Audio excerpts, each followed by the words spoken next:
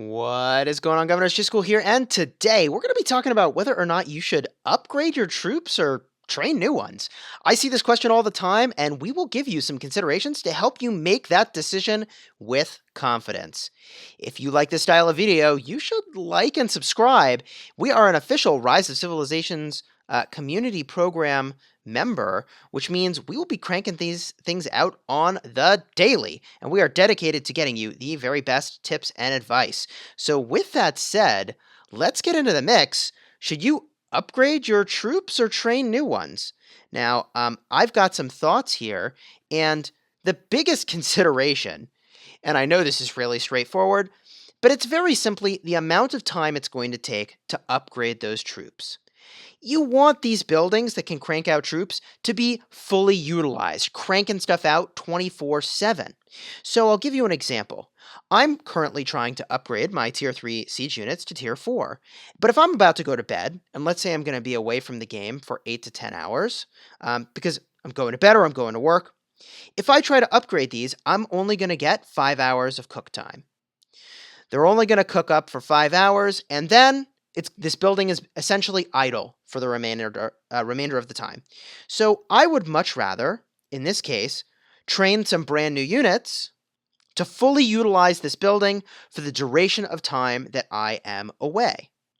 So that is your number one consideration, is simply fully utilizing these buildings. Now, the number two consideration is whether or not there is an event that will reward you handsomely for either gaining a bunch of troop power or cranking out some number of units.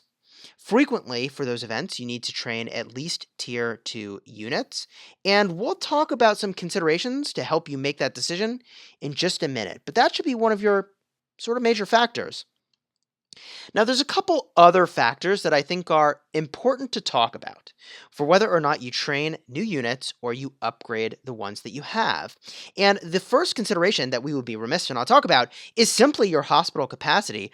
I'll include a card in the top linking to a 9 Crucial Mistakes in War video, where hospital capacity is one of those things you really need to pay attention to.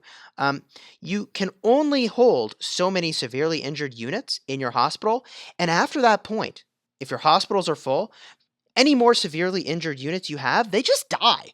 That is savage and is one major strike against training new units when you could instead be upgrading the ones that you already have.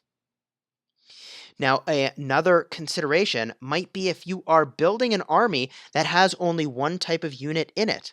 So, for instance, if I wanted to have a full cavalry army, I could train a bunch of Tier 3 cavalry a whole heck of a lot faster than I could fill that army with Tier 4 cavalry. I generally think you're better off just having a full army of cavalry later. And instead of trying to accomplish that, just try to get the max tier units cranked out as fast as you can. And if you needed to really get that one unit for a specific type of army, focus your speed ups on that unit rather than creating a lot of weaker units of that type. Now, my next sort of major tip when it comes to whether or not you're upgrading your units or creating new ones is to take a look at how the stats change when you upgrade through the different tiers. And there's a couple major changes that happen. I want you to look at the attack values, I want you to look at the defense and health, and I want you to look at the speed. Now, when I go from Tier 1 to Tier 2, the major change is in the attack values. The attack value goes up a ton, it almost doubles. In fact, I don't know, I didn't look at the exact number, I think it more than doubled. And while that number doubled, the other numbers only went up a little bit, and the march speed actually goes down. That's right, as you train higher tier units, the march speed goes down, presumably because they're more heavily armored. And that is relevant specifically for siege units. I actually keep around a whole bunch of tier 1 siege units because they're faster at walking to and from resource points to gather resources. I also keep around some amount of low tier cavalry so that I can use a all cavalry army with a bunch of march speed to travel long distances to pick up runes on the map. But those are really the only situations, I think, where you want to hang on to some low tier troops. Now, as you advance through tier 2 to tier 3, tier 3 to tier 4, tier 4 to tier 5, the attack, defense, and health all go up relatively evenly. So, with all of that said, there's some interesting math that can go into whether or not you upgrade or create new troops, and what tier of troops you should be creating when there are events that reward you for creating new troops. And that is because the amount of time it takes to cook up these different tiers of troops varies, and it varies pretty significantly. I'll include a table over here, or let me make sure I point the right way, over there, to show you the details of the amount of time it takes to upgrade the troops, and the amount of power you gain for each of those upgrades. And you can see pretty quickly that you get a lot of power relatively quickly making tier 1 or tier 2 troops rather than trying to create tier 3 or going to tier 4. And that is because the time difference to go from tier 2 to tier 3 is almost double. And to go from tier 3 to tier 4 is like a solid 14 seconds, whereas creating a brand new tier 1 unit is just 10 seconds.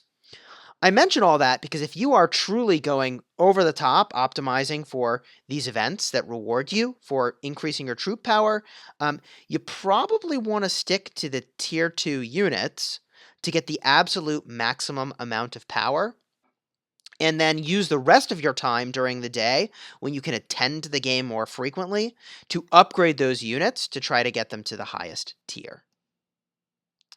So, my friends, I know we have covered a whole heck of a lot of ground. Is there anything else I should have considered and that we should have talked about but didn't? Please do leave a comment. And in general, I'm on the upgrade plan. I want to have fewer armies that are stronger than more armies that are weaker. And that is largely because of the hospital capacity.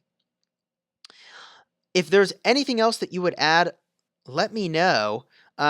And you should totally like and subscribe if you like this kind of guidance. And until next time, my friends, you have fun smashing the kingdom.